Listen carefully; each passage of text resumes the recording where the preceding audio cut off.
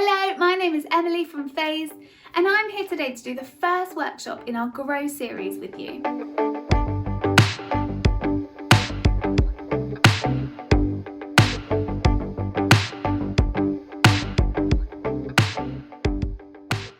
Grow is all about building resilience, and so we're going to start today's workshop with a little challenge.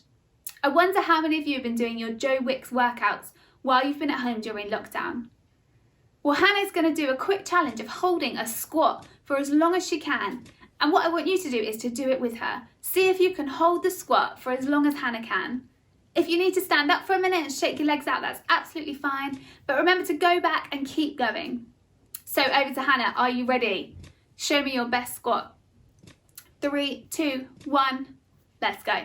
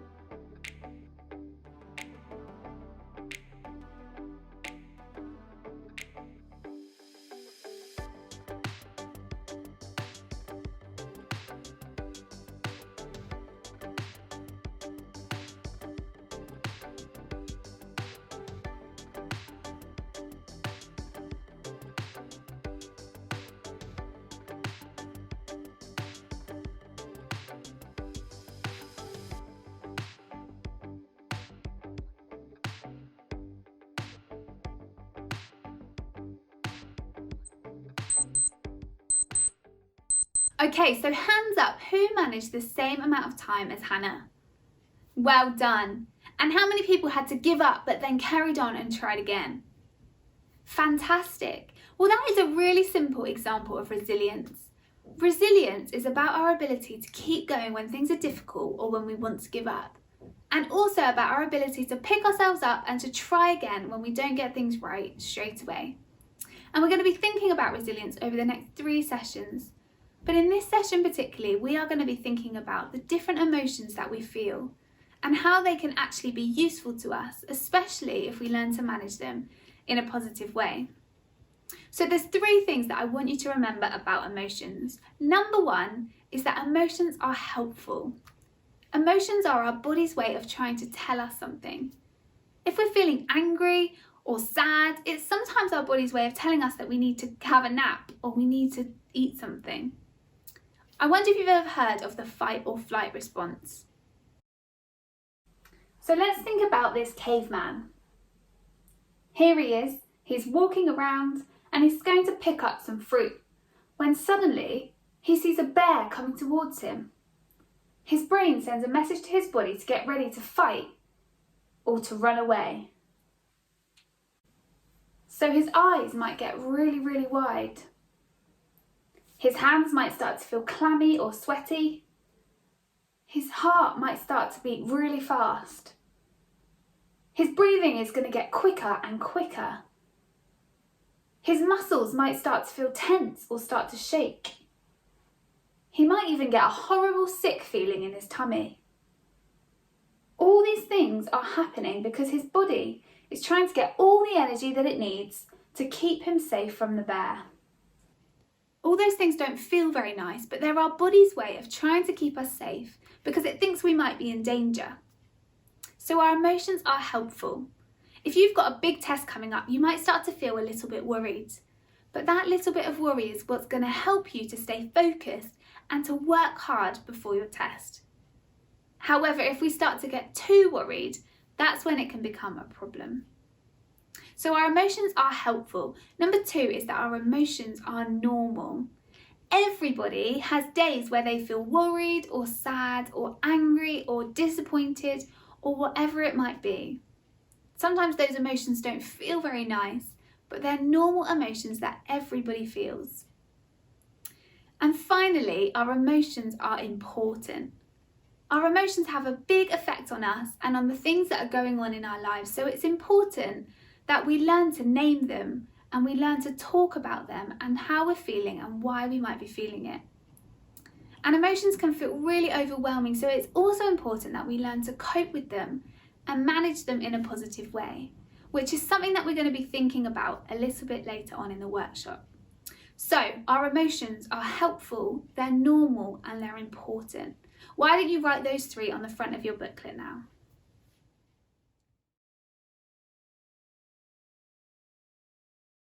Next, we're going to do an activity, and we're going to be thinking about 4 emotions: anger, worry, sadness, and happiness. So I want you to pick 4 colours to represent those 4 emotions. And then if you look in your booklet, you'll see lots of things written down that happen in our body when we experience some of these different emotions. So I want you to pick 1 emotion at a time. Let's use anger as an example. And then you can colour any of the boxes that have got something in them that might happen to our body when you're angry. You can talk to the person sat next to you or the people on your table. When you finish that emotion, you can move on to the next emotion. And don't worry if you want to colour one box more than one colour, because some of these things happen when we're feeling lots of different emotions. So why don't you have a go at that activity now?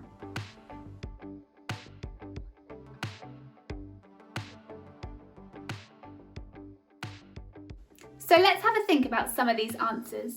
What things might happen to my body if I'm feeling really, really angry? Well, my heart might start to beat a bit faster. My breathing might get a little bit quicker. I might start to feel the blood or the adrenaline pumping around my body. My muscles might start to feel tense. I might want to clench my fists or clench my jaw. My face might be red or start to feel hot. I might want to cry.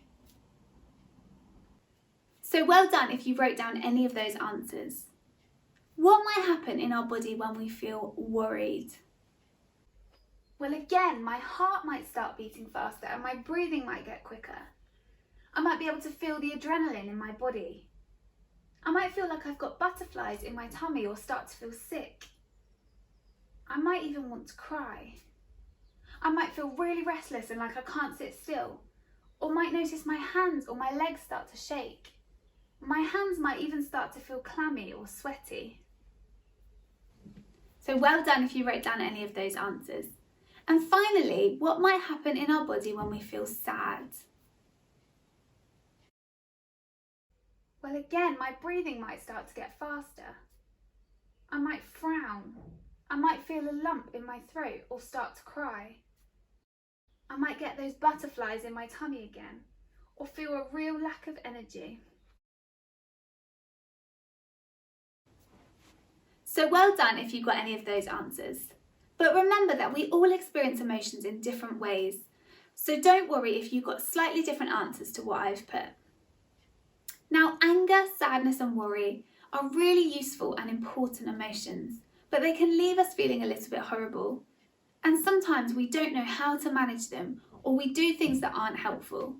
So now we're going to think about some ways that we can manage these emotions in a positive way.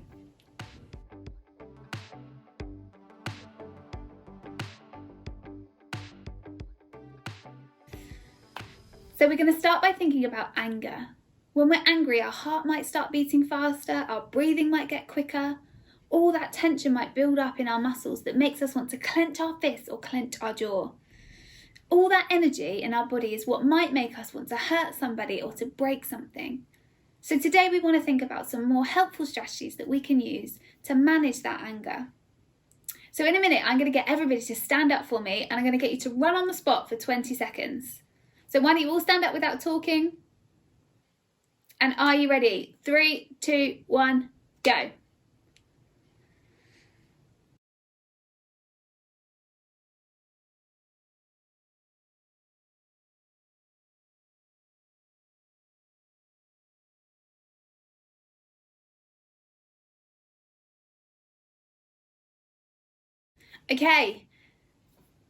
Okay, well done. And you might notice that your heart has started beating a little bit quicker.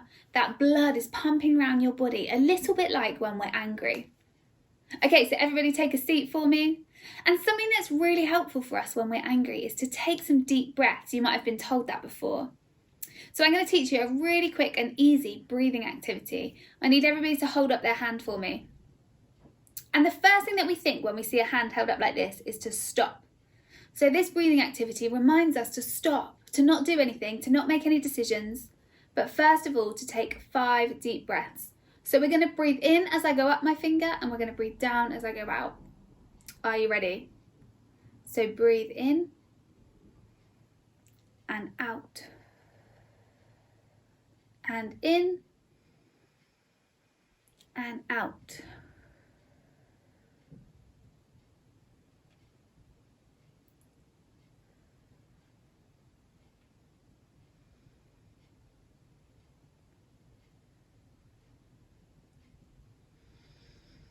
And last one, and out. Okay, hands up if you feel a little bit calmer now. Maybe you can feel your heart starting to beat a little bit more normal. Fantastic. Okay, well sometimes breathing is really helpful, but sometimes breathing isn't enough and we need another way to get all of that energy out of our body. So one thing we can do is to squeeze or scrunch things up. So maybe you've got a stress ball that you can squeeze really hard and use some of that energy that's in your muscles. Or maybe you might have a cushion that you can hug and squeeze really tight. Even if you don't have a cushion, I want you all right now to pretend that you're holding a cushion really tight. Feel all that tension in your muscles. And think about if that's something that might be helpful when you feel angry. You could even use putty or Play-Doh if you've got something like that, or anything else that you might have at home or in the classroom that you can squeeze and squish. Something else that can be helpful is scribbling on some scrap paper. So if you've got some scrap paper in front of you, make sure it's scrap.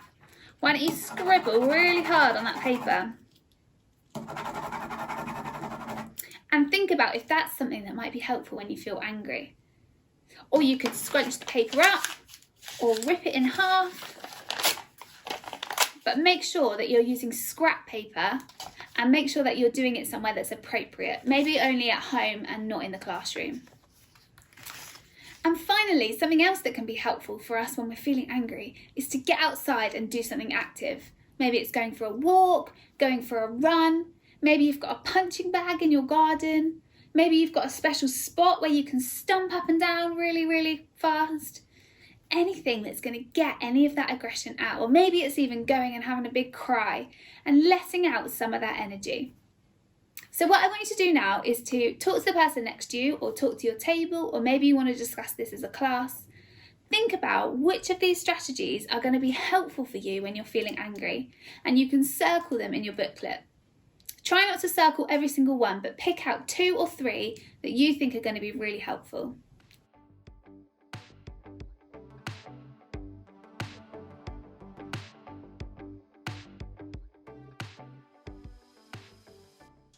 We're now going to look at when we feel worried. Now when we feel worried, our hearts might beat a little bit faster, which causes us to breathe faster. Our muscles might feel a little bit tense. We might feel sick in the stomach, or our head might feel a little bit fuzzy. Now when we feel worried, a great way to be able to calm our bodies down is to be able to engage our different senses. So that's what we're going to do. We're going to think through that now. So the first thing that can be helpful to calm us down is the things that we look at. Now I've got a lava lamp here, and lava lamps are great to be able to focus our attention, and also another great way is through a glitter jar. And by looking at these things, they help us to be able to focus our attention and ground us on looking at something. Now you might already have made a glitter jar at home, but if not, there are some instructions in your pack for you to be able to make your very own. The second sense that can be great to engage is being able to listen to something. Whether that's listening to our favourite song, listening to some relaxing music, or even some sounds like waves or the rain. I absolutely love the sound of the waves, but in Hitchin we don't live near the sea, so a great way to listening to some of those sounds is on YouTube. Now we're going to pause the video and we're going to play some different sounds. So what I'd love you to do is to be able to sit comfortably and shut your eyes if you feel able to, and listen to these different sounds that are going to play now.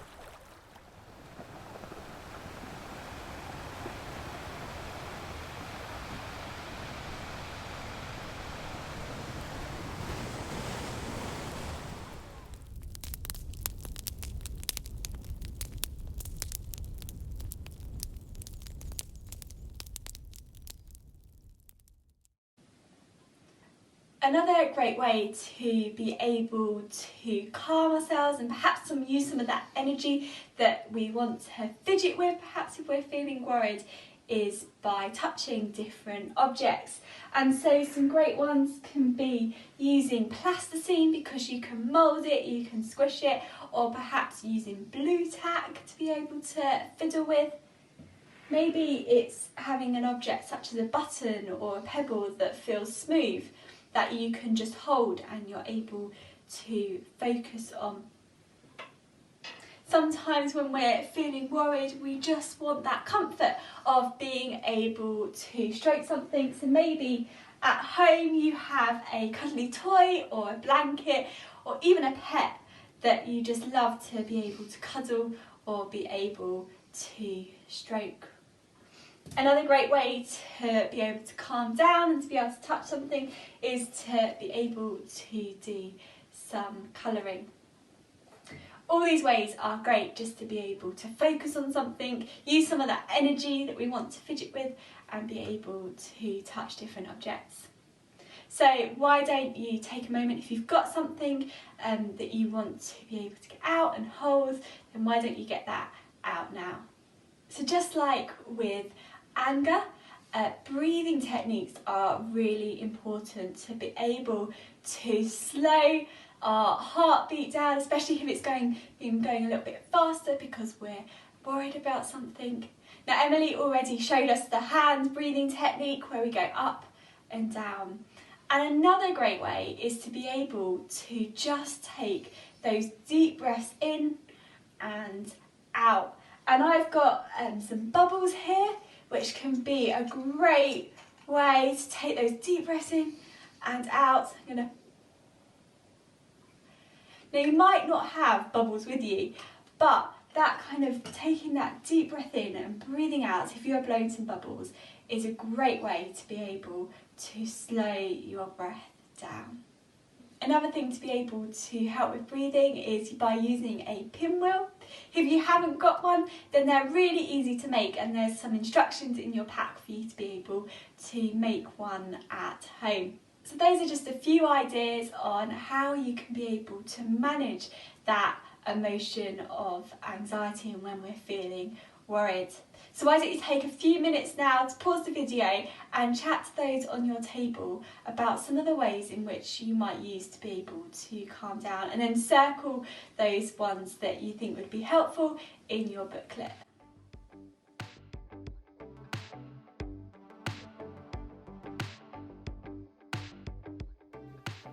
Let's recap about what happens in our body when we feel sad. When we feel sad, we might not have very much motivation. That means we might not want to do anything. Our tummy might feel a little bit funny. We might get a lump in our throat, or even maybe we want to cry. All of these things are normal ways to feel when we feel a bit sad. But let's think about some of the things that we can do when we feel a bit sad to help us change some of those feelings. Actually, having a teddy or a blanket or something that we like to cuddle, that is soft, that feels good, can really help us. So when we feel sad, we can pick it up, we can hold on to it. It can actually just make us feel a bit more comforted, a bit more relaxed. Makes us feel a bit happier. So that's something you can do. So maybe think about what teddy or blanket you have. If we get sad, it can sometimes be good to have something practical to do. So maybe colouring, maybe your favourite colouring book, or even printing some pictures off the internet that you can colour in. Spend some time focusing, thinking about the different colours and what they might represent. Giving your brain something to think about, even trying to stay within the lines, which I know I sometimes struggle with. Breathing. I know Emily and Hannah have talked to you already about some different breathing techniques, but just a reminder that when we breathe, when we regulate our breathing and follow a pattern, it helps our bodies to calm, to settle, to rest. Actually gives our mind something different to focus on, which in turn can just make us feel more relaxed and more at peace about what's going on. Helps all of those emotions to calm. So if you're feeling sad, another breathing technique you can do is using shapes to breathe around. So you'll have some shapes in your book. I'm just going to use this colouring book. So what we're going to do is I'm going to run my finger along and you're going to breathe with me. Are we ready?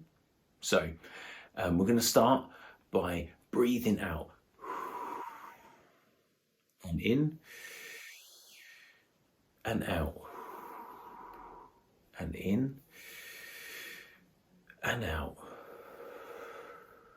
And in and out, and in, and out. I don't know about you, but actually I feel a lot calmer already. So doing some breathing techniques when we're feeling sad can be really, really good. And you'll have some shapes in your book that you can practice breathing around now. Sometimes when we feel sad, having a reminder of a time that we feel happy or something that makes us feel good can be really good. I've got a photo of my family. In fact, when I get a bit sad, I look at this photo and it makes me feel a lot better. Now, you may have a photo that you've taken yourself, maybe when you're on holiday or with family or friends. That can be a really good thing to have to hand, to put somewhere, maybe in your well-being box, so you can look at it and can remind you. If you can't think of something right now, maybe you want to write a list of things that do make you happy. And maybe you could create a collage of those things, so you can look at it when you feel a bit sad, that can remind you of those times. Maybe it's activities you like to do, maybe it's people that you enjoy being with, or again, maybe it's those memories of places or things that you've done, so you can remember them when you feel a bit sad. Another thing that we can do that can actually help us when we're a bit sad is be thankful. Might sound a little bit strange, but being thankful, being grateful for things can really help change how we feel.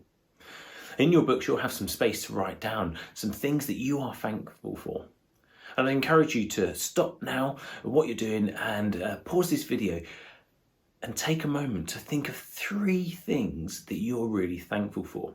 They can be big things, but they can also be small things. I wonder what you're going to have on your list. When we feel sad, talking to somebody can really, really help. Having that person that we trust, that knows us, that we know that we can talk to and they will listen, can really help when we're feeling sad. I wonder who you might talk to. Who might be some of those people that you find it really useful and helpful to talk to? Encourage you to take 10 seconds now to think of 2 people and to write their names down. Could be somebody in your family, could be one of your friends, or even somebody at your school. Let's take 10 seconds to think of those 2 people and write them down now.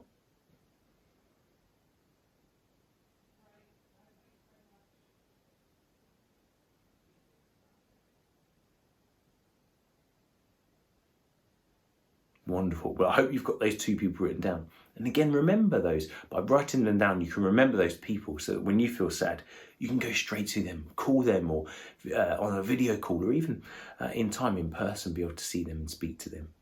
Why don't you pause the video now and talk to 2 or 3 people in your class or at your home about which strategies you found most useful. Perhaps which ones you've circled and the ones that you're going to try. So when you feel sad, you've got some things to do to help change that.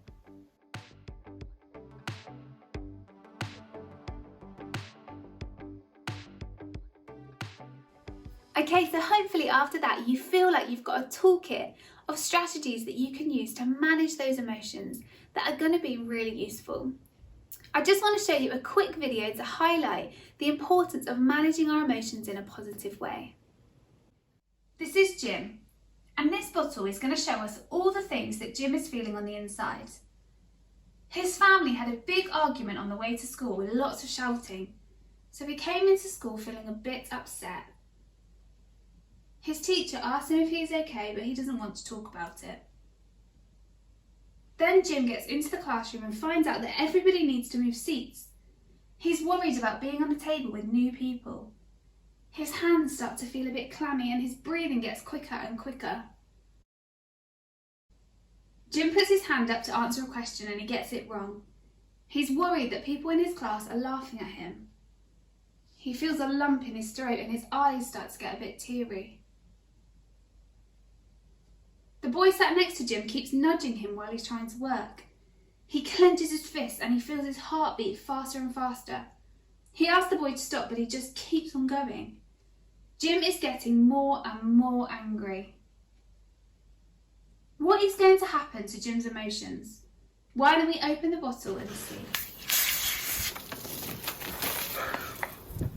All his emotions have built up throughout the day until he felt completely overwhelmed, and now they've just all come out in one go.